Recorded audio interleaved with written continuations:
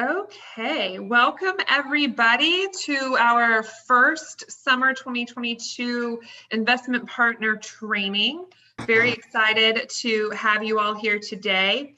We will ask just a little bit of housekeeping that you do place your phone on mute until we get to the question and answer period near the end of today's session. I will also ask that you drop in into the chat rather, your name and your full name and your agency that you represent, so that we can have a record in the chat. If you can do that, that would be fantastic. It doesn't. Okay, I'm gonna let this individual in.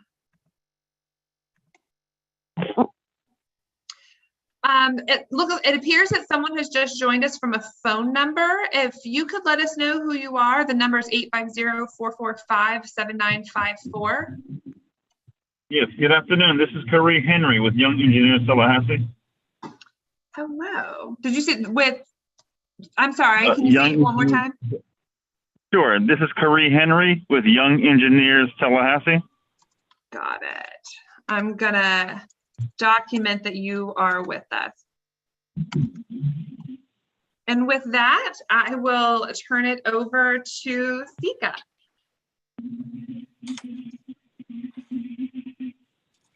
Everyone, thank you so much for joining us. Again, let me extend congratulations to you for being the first set of community investment partners that CSC Leon was able to fund for our summer procurement. So we just want to again say congratulations and thank you so much for agreeing to help. If all goes the way that we believe it will go, about 13,000 children, youth, and families in Leon County, and that is a big freaking deal.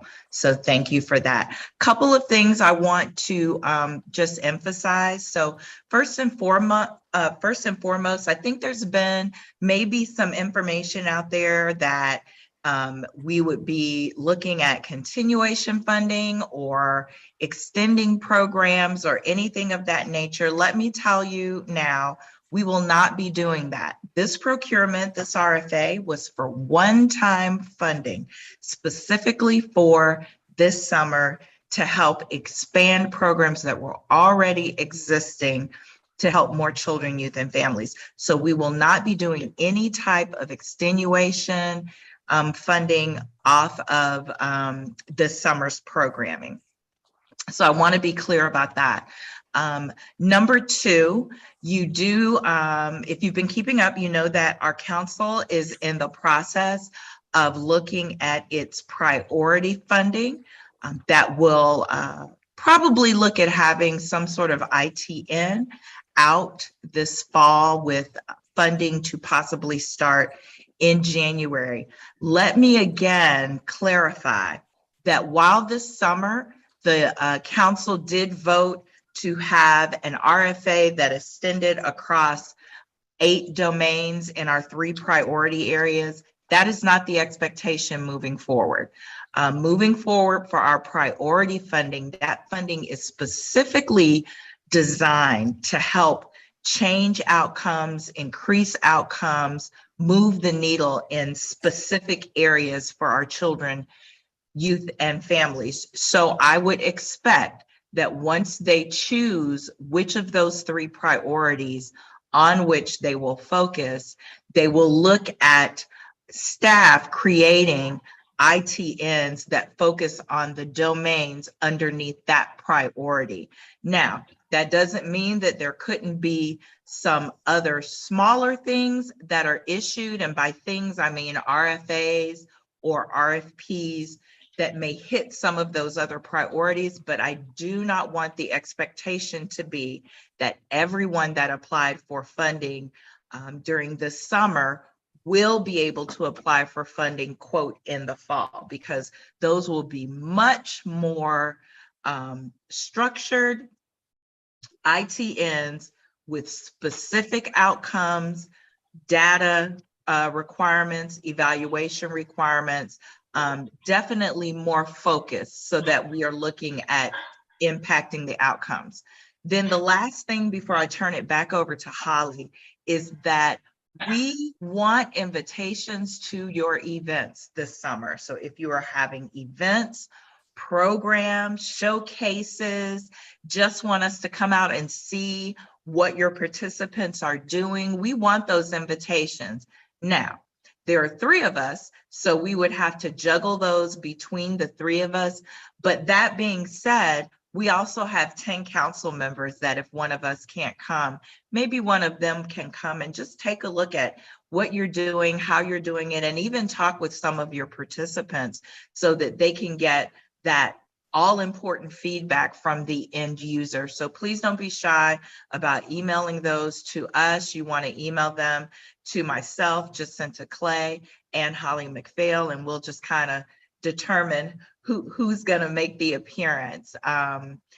So pay close attention to what Holly will present. This will happen again on Wednesday, tomorrow at 11. It is being live streamed and will be archived on our YouTube channel. If you have any questions, please do not hesitate to ask, because we want to ensure that your monthly as well as end of summer reporting is right on par with where it needs to be, and we're able to get the information that we need to present this investment back to Leon County citizens so that they know their money was used in a way that truly benefits our community. So with that, I'm going to turn it back over to Holly, and thank you and congratulations again. Thank you, Sika. Really appreciate that. As we continue on, there are going to be a couple of check-in points with polls popping up. But for anyone who arrived late, if you have not already typed your full name and agency into the chat, that will create our official record of your attendance at the beginning of today. So please make sure that you do that. We like to start every training, discussion, really workshop, strategic plan session, whether it's with our investment partners, you guys, or members of our council, with always bringing it back to this slide. This is our theory of change, this idea of how we absolutely want to create that, that catalyst for positive change to improve the lives of children, youth, and families in our community. And we did that by identifying those 3 priority areas that Ms. Green was just talking about: success in school and life, healthy children, youth, and families, and stable and nurturing family and community. Underneath those, as you are all aware, that there are some domains, and we hope to create impact in our community by doing very specific things within each of those domains. And of course, assessing our impact through some sort of data collection, monitoring tool, so that we can hopefully move the needle on so many of these different issues, so that all children and youth in Leon County are able to really reach their full potential. So you'll see that every single time that we have a meeting, a training, whatever, it's always going to start with this theory of change of where we're going and kind of that roadmap so that we stay on track and getting to where we want to be. The purpose of today's training, however, of course, is to really provide an overview of the monthly report process. So we're going to just talk a little bit about the purpose of the report. I'm going to walk you through something called the Families Served Worksheet. I'm also going to give you a sample of the budget tracking worksheet, have a conversation about impact measurement, and then talk about challenges. I'll show you the portal that you're going to be using so that you are very familiar with the expectations. Now I'm going to pause right there for a moment, and we're going to launch our first poll. And so it should pop up on your screen. It says check-in 1. And the question is, I have started seeing children, youth, and/or families using CSC Leon funds. And it should pop up right on your screen, and you should just click yes or no on your screen. If you can't see that, there might be a button down at the bottom that says polls. Feel free to go ahead and click and hit enter. Things are starting to come in now. All right, I'm going to give it just another minute or another 15 seconds.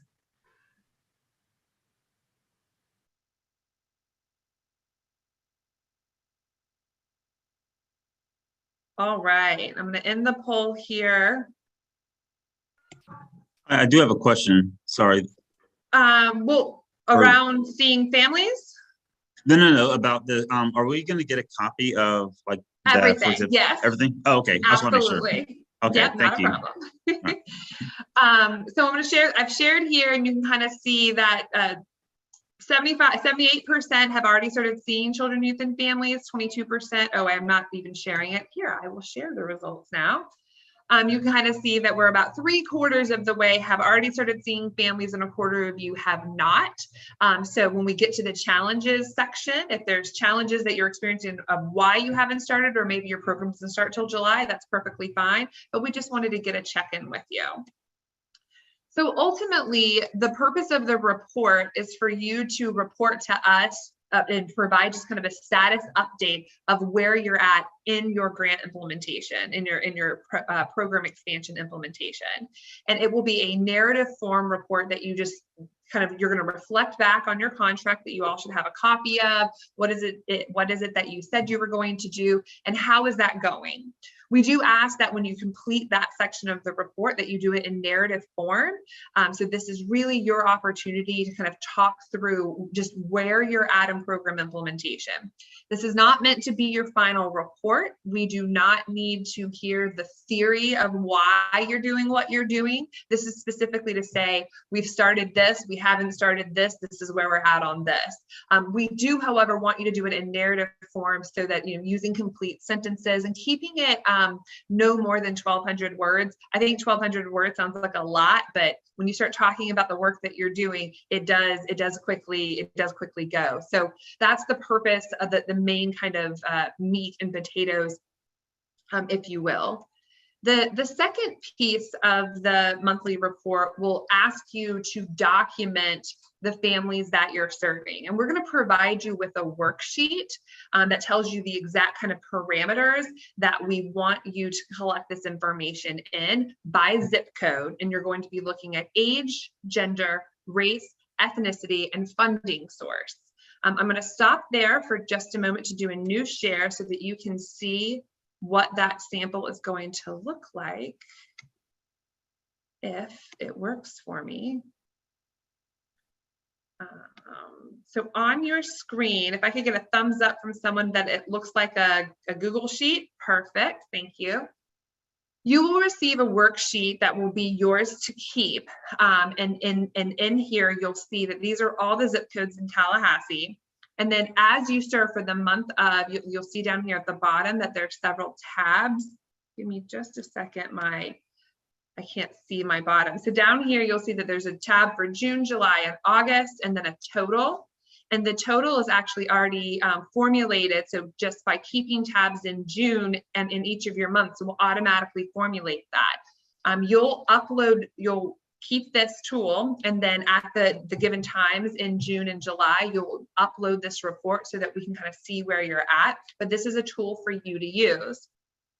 For example, let's say that you're primarily serving, we'll say elementary age children. Maybe you've got 5 in the 01. I'm just gonna put 5 in all of these, right? In these, the top 4. Maybe you're serving 20 kids and they're equally distributed across these 4 zip codes. And you'll see over here how they're kind of totaling up automatically for you. Well, then you want to break down, well, how many in terms of gender, male, female, or non-binary that you're serving, and you kind of start to fill that out however you'd like to, of course, reflecting on who you're serving. And you'll see here, I'm just kind of guessing.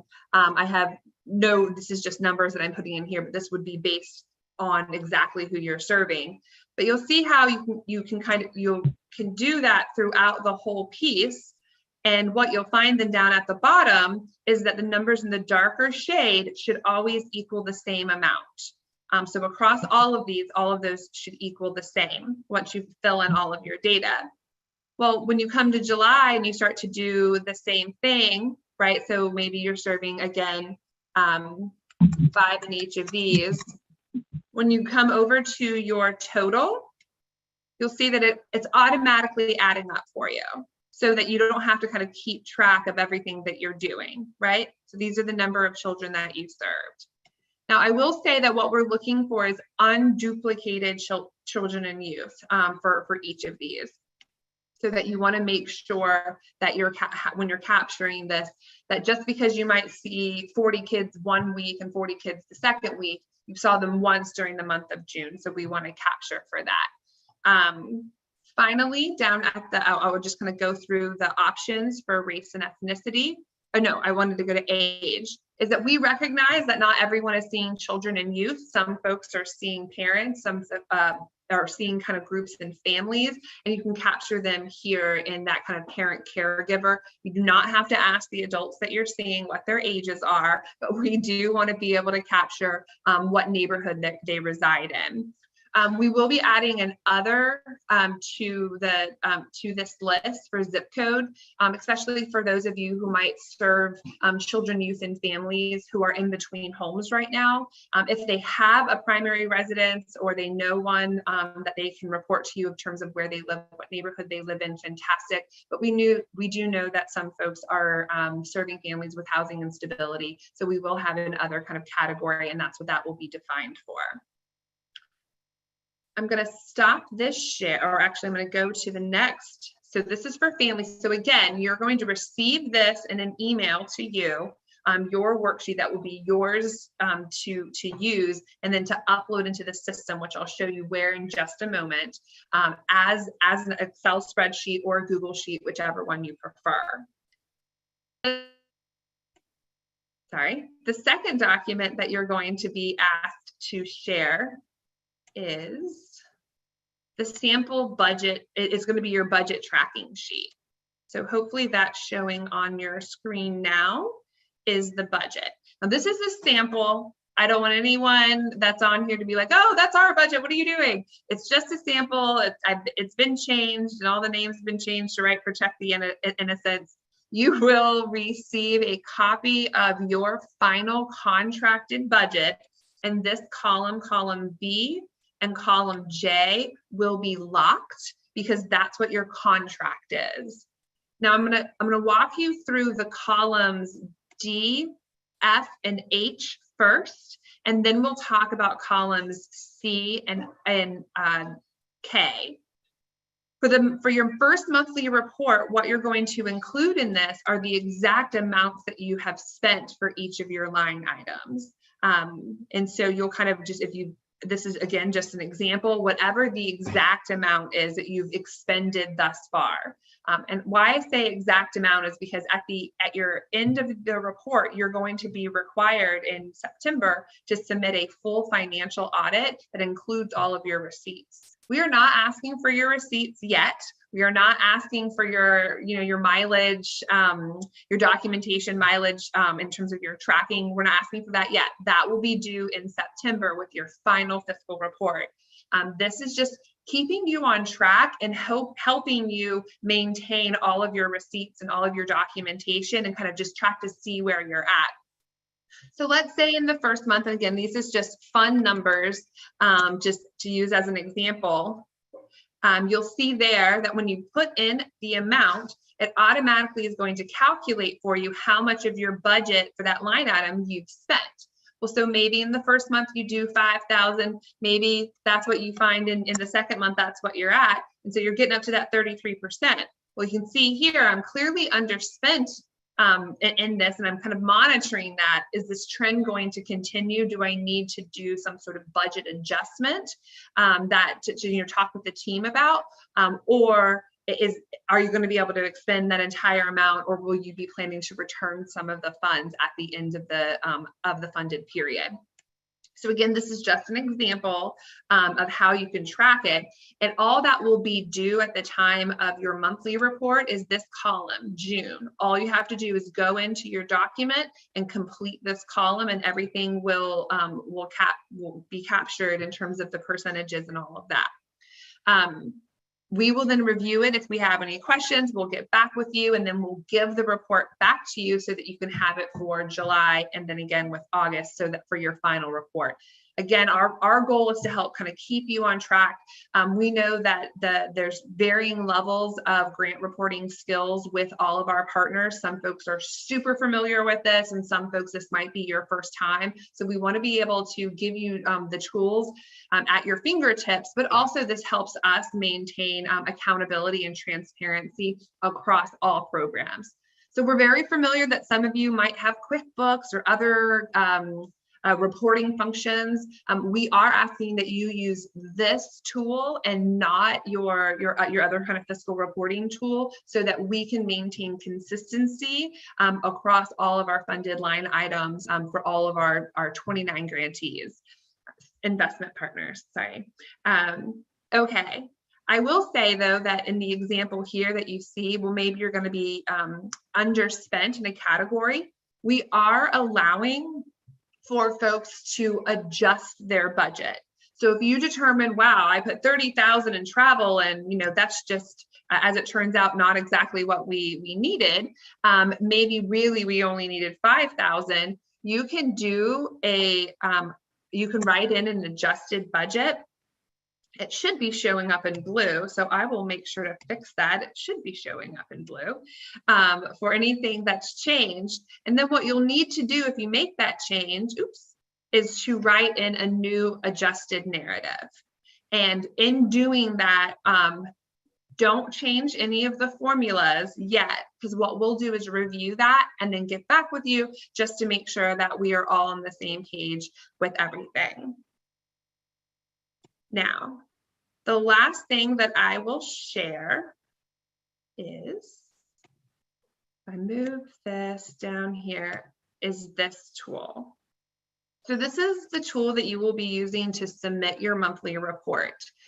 You will receive an email from our team that has your families served worksheet and your budget tracking worksheet in a direct email to you and your team with a link to this reporting portal. This is specific to the month of June and should only be used for the month of June and not for your July and then your final report later on. It does ask you to choose the entity that you are associated with. They are listed in alphabetical order. And so scroll through there. If you, for whatever reason, something is not showing correctly, please let me know and I'd be happy to adjust that. I am going to ask for your first and last name, as well as the best number to reach you at whoever is tasked with completing this report. And then the physical address of where services are provided. This goes back to what Ms. Green was talking about earlier today in terms of we'd love to stop by, we'd love to see your services in action. And if you're more of an event or a workshop and you have your location rotates, just input at least one of those addresses and just put a little asterisk so that we know. This section here, using the service description, right? This is where you're going to do that brief update on the implementation of the expansion project, and you can just type right into here. I will say that you can, once you've provided your email address, hit save and come back. It should work, or you can hit submit if you need to. Oh, I made an error. I need to come back. It will allow you to do that. And then here's the unduplicated children, where you're just going to add that file, upload your spreadsheet. Again, it can be a Google sheet or an Excel sheet. For that, this is where you're going to update your budget and your budget narrative right here. And this is going to indicate to us if you did reallocate a line item on your budget. I would like to note that budget adjustments must at minimum maintain the proposed amount of children, youth, and their families that are going to be served based on your contract. In addition, it cannot contribute to an increase in your administrative cost. So what does that mean? That means you can shift, oh, my budget for food was way too little and my budget for printing was way too much. You can make those adjustments.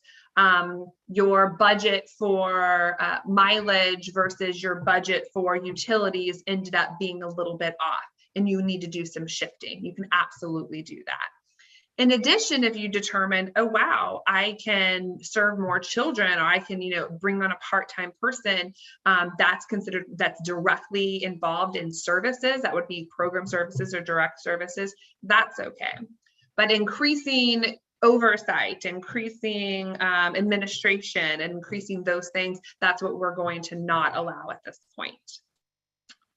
And then finally, on here, we're going to ask you to submit a copy of any of the assessment tools that you are using to measure impact. So whatever you've kind of put in your system of a learning gains assessment, a skill acquisition inventory, a satisfaction survey, something like that, whatever it is that you're using or plan to use, and it doesn't have to be super robust or evidence-based. Remember, this was our simplified expansion project, not necessarily the 3-year contract where we're going to require all of the more longitudinal tools be used. This is that short implementation tool. I'm going to add that here. If you are using multiple tools because maybe you're measuring learning gains across multiple domains and you have multiple tools, if you're able to collapse those into one file, that's our preference, so that you can just add it here. If you can't do that, no worries. Feel free to email the tool directly to me, and we'll put that in your file. This is not a approve or deny. This is just accountability purposes to know that when you do submit your final report and you talk about some of those impacts that you're having, what tool it is that you were planning to use, or what tool it is that you did use. And so this is just really for our files and getting you to kind of think about that now, as opposed to waiting until the very last moment. The last question that we have on here is just to use the space to identify any challenges that you're experiencing in meeting your expansion project objectives. This is something that our team will review and can then follow up with you to determine if there's some capacity building skills that you need, if there's some access to resources, if there's opportunities for other collaborations that we can help connect you to, that we'll use that for. But this is also the place to voice if you're struggling a little bit, right? So if you received a grant of of $10,000 and you haven't started seeing children and families yet, and you're not quite sure how you're going to meet it, this is your chance to let us know up front so that we can be your partner in success, as we said at the very beginning. That's our goal. That is our objective here. So this is truly your opportunity. Of course, we hope that you know that you can always call us or email us and say, I have a question. And some of you are very familiar with my cell phone number by now, and have took 2 calls starting at 8 a.m. this morning. So we are here to help and provide any answers that we can so that you can be successful. I'm going to stop sharing there for a moment and go back to our PowerPoint and just refresh everyone really quick, and then we're going to open it up for questions and answers. All right. So again, what we asked for in the Family Served worksheet is information about age, gender, race, ethnicity, and funding source. In your budget tracking worksheet, line by line totals for each column. For the June column, rather, no receipts. You can make adjustments so long as you maintain or increase number of families served and that there's no increase to admin costs. And your impact measurement samples, whatever that tool is, it could be pre-test, post-test, the learning gains assessment, skills inventory. I think a couple of folks are planning on administering screening tools. I think I saw the ASQ on there a couple of times. So whatever that tool is, so that we can have an inventory of that. And I walked you through what the online reporting portal looks like itself. And in that email, you will receive the list of questions so that you can begin preparing them in advance, just like we did for the application process. And finally, as we have shared in the past, we will have a mandatory training in July that will go over what the final report needs to include. So this training was specifically for your June monthly report and your July monthly report. So you'll use this portal twice, but you'll have a June specific link and a July specific link in using those tools. And then that final report, which is due September 15th, that will be a culmination using some of these tools, the budget and the family served, as well as the additional components that you'll be required to show. In August, the mandatory training is going to be around showcasing impact. So that's going to be talking about just the satisfaction surveys, getting some testimonials from families who participated, because just as we have invested in your success, we hope that you are also invested in the success of the Children's Services Council and really being able to tell the story of how this funding was able to help you reach more children, youth, and families. And with that, we're going to open it up for questions. For those of you who are super familiar with Zoom, there is a way that you can raise your hand. You might be able to, it might be reactions, or there might be a button that says raise hand, and that way I can see you. Or you can just press unmute and I'll call you up to the stage.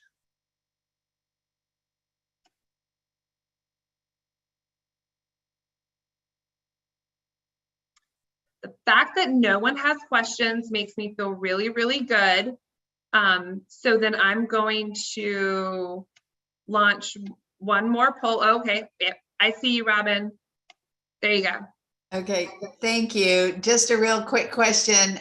When you said unduplicated, I wanted to make sure I understood, so that if we are seeing a family in June, July, and August, say we're seeing a mom and a child in June, July, and August, that is just 2 people for the whole period, right? That is correct. Okay. But you would report them separately for June, July, and August. And as I was doing the tally sheet, right now it's set up that it would be triple counting them. And so I'm going to adjust that to make sure that there's it'll say unduplicated. So you'll see that in your July, when you get the report, you'll see it previously served. You'll see a column that says that. Okay. I might want to talk to you about that. It might be hard to do that, and I can talk to you about why that is. Right. No, we completely understand. But so for each month that you're serving them, like kind of like keeping that kind of point in time, that's how many individuals are on your caseload is one way to report it. But if you're serving the same for someone who has like a camp, and I'm just using that as the example because the majority of our funds are going to summer learning spots. For someone who's serving the same 20 kids all summer long, that's 20 kids, that's not 60 kids because you serve them for 3 months. I know that with some of our other partners, it's a little bit different. But especially when you're working with community partners as opposed to parents and caregivers.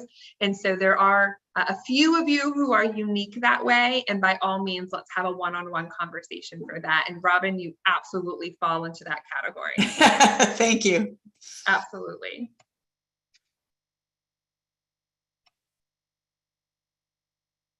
Any other questions? Jacinta, if I'm missing a hand, please let me know. Okay, then I'm going to launch one more poll for our 30 folks here. I think there's only one person on the phone, so I'm hoping to get 27 responses.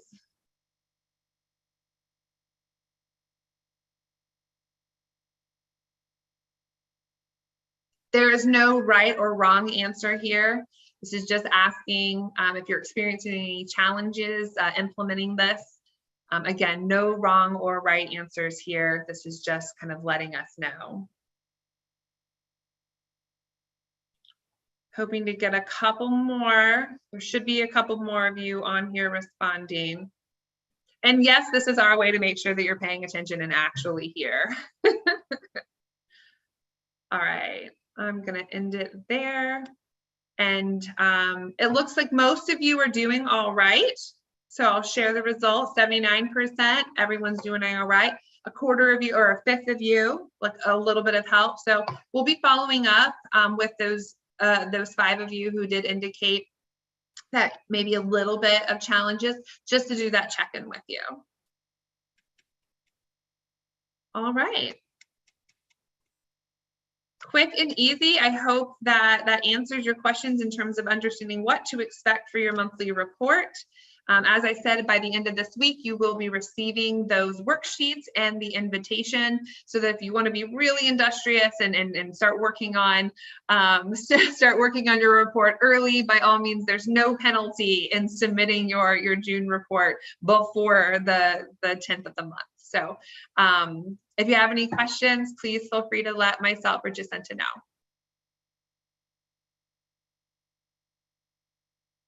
And with that, we will gift you 25 minutes. Have a great afternoon, everyone. Thank you.